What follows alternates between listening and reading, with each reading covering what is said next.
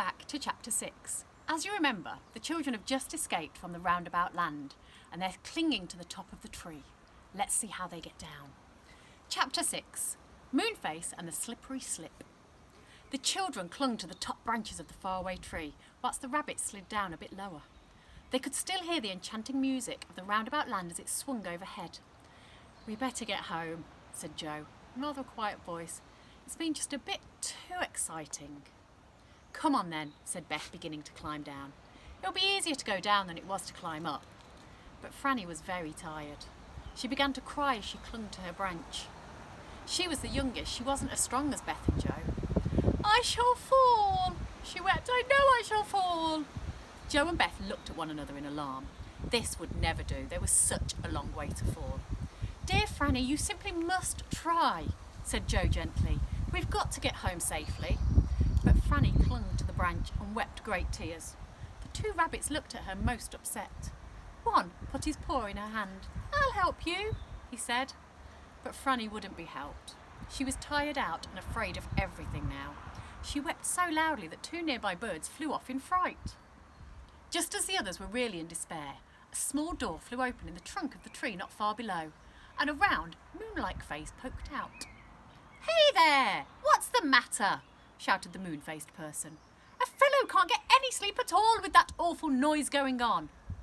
Franny stopped crying and looked at Moonface in surprise. "I'm crying because I'm frightened of climbing down the tree," she said. "I'm sorry I woke you up." Moonface beamed at her. "Have you got any toffee?" he asked. He liked chewy things to eat.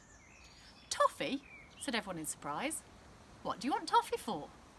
"To eat, of course," said Moonface. "I just thought, if you had any toffee to give me, I'd let you slide down my slippery slip.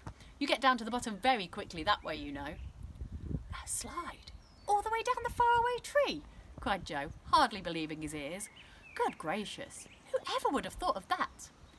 "I thought of it," said Moonface, beaming again like a full moon. "I let people use it if they pay me toffee." "Oh," said the three children. They looked at one another in dismay, for none of them had any toffee. Then Joe shook his head. "We've no toffee," he said, "but I've a nice bar of chocolate. A bit squishy, but quite nice."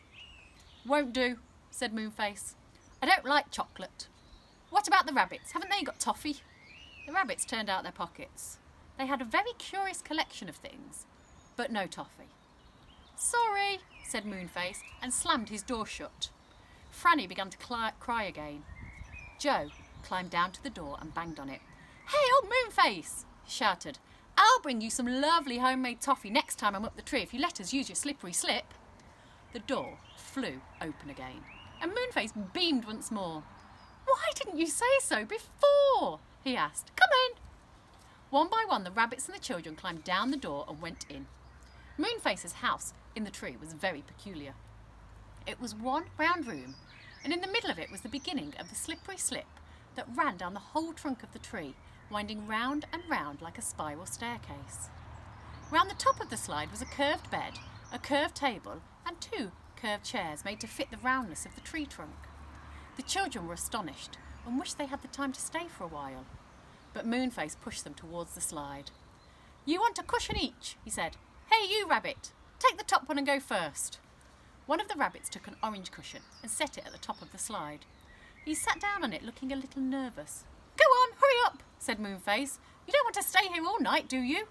He gave the rabbit a hard push, and the rabbit slid down the slippery slip at a tremendous pace, his whiskers and ears blown backwards. Joe thought it looked like a lovely thing to do. He went next. He took a blue cushion, sat on it at the top of the slide and pushed off. Down he went on his cushion, his hair streaming backwards. Round and round and round went the slippery slip inside the enormous trunk of the old tree. It was quite dark and silent and lasted a very long time, for the faraway tree was tremendously tall. Joe enjoyed every second. When he came to the bottom, his feet touched a sort of trapdoor in the trunk of the foot of the tree, and the trap flew open. Joe shot out and landed on a big tuft of green moss which was grown there to make a soft landing place. He sat there, out of breath. Then he got up quickly, for he didn't want Beth or Franny landing on top of him. Beth went next. She flew down on a fat pink cushion, gasping for breath for she went so fast. Then Franny went on a green cushion, and then the other rabbit. One by one they shot out of the little trapdoor, which closed itself tightly as soon as the slider had gone through. They all sat on the ground, getting their breath and laughing, for it really was funny to shoot down the inside of a tree on a cushion.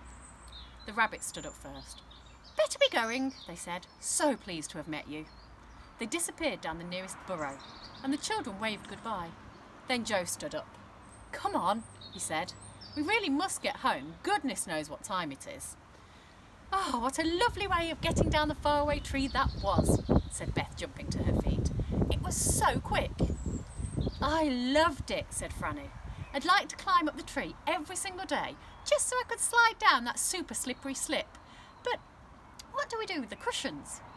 At that moment, a red squirrel dressed in an old jumper came out of a hole in the trunk. "Cushions, please," he said. The children gathered them up and handed them to the squirrel one by one. They were getting quite used to hearing animals talk by now. "Are you going to carry all those cushions up the tree to Moonface?" asked Franny in wonder. The squirrel laughed. "Of course not," he said. "Moonface lets a rope down for them. Look, here it comes." A rope came slipping down between the branches. The squirrel caught the end of it and tied the bundle of cushions firmly to the rope. He gave 3 tugs and the rope swung upwards again, taking the cushions with it. "Good idea," said Joe. And then they all turned to go home, thinking as they walked of the strange and exciting things that had happened that day. They came to the ditch and jumped across. They went down the little lane and through their back gate. By the time they reached the cottage, they were ready to drop with tiredness. Their mother was still busy in the garden and their father was not yet home. Sleepily, Beth made them all some hot milk, which they took to their rooms to drink while sitting in bed. "I'm not going up the faraway tree again," said Franny, lying down.